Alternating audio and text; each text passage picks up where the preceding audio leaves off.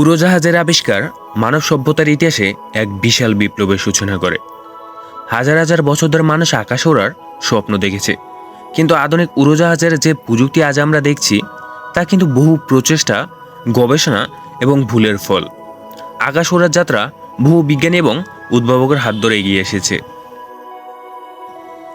মানুষের আকাশ ওড়ার ইচ্ছার শিকড় প্রাচীন সময় থেকে দেখা যায়। গ্রিক পুরাণে ডেডালাস এবং ইকারাসের গল্প ছিল আকাশ ওড়ার প্রথম কল্পকাহিনী।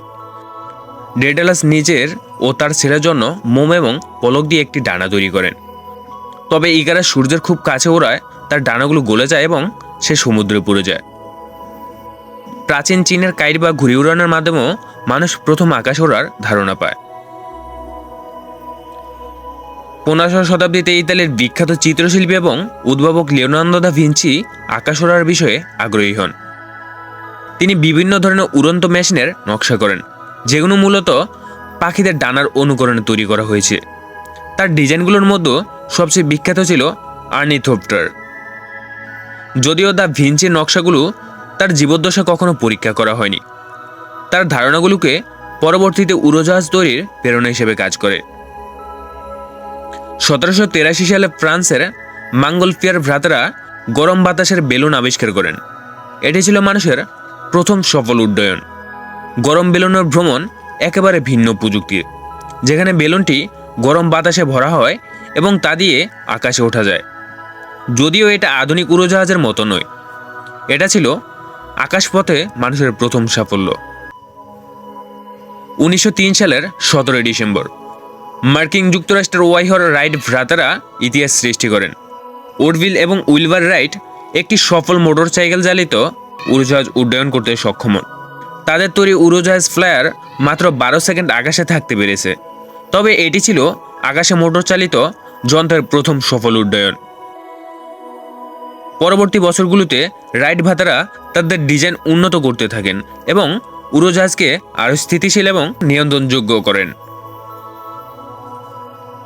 রাইট ভ্রাতাদের সাফল্যের পর বিশ্বের বিভিন্ন স্থানে উড়োজাহাজের প্রযুক্তির উন্নতি ঘটতে থাকে। প্রথম বিশ্বযুদ্ধে 1914 সাল থেকে 1918 সাল উড়োজাহাজ সামরিক কাজে ব্যবহার করা হয়, যা উড়োজাহাজ প্রযুক্তিকে আরও উন্নত করে। যুদ্ধের পর বাণিজ্যিক উড়োজাহাজের যুগ শুরু হয়। 1920-এর দশক থেকে 1930-এর দশক প্যাসেঞ্জার বিমান চলাচল শুরু হয় এবং ধীরে ধীরে এটি জনপ্রিয় হয়ে ওঠে।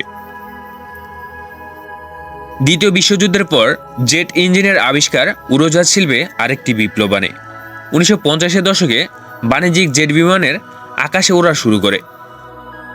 বোয়িং 707-এর মতো বিমানগুলো দ্রুত গতিতে উঠতে সক্ষম ছিল।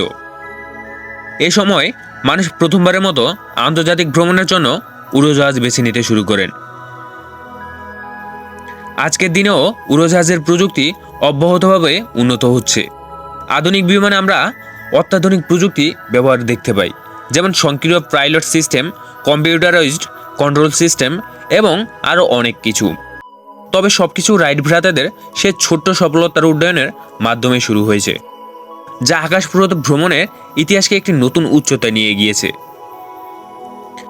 উড়োজাহাজের এই দীর্ঘযাত্রা আজ আমাদের পৃথিবীকে ছোট্ট করে দিয়েছে এবং মানুষকে এক মহাদেশ থেকে আরেক মহাদেশে অতি দ্রুত পৌঁছানোর সুযোগ করে দিয়েছে।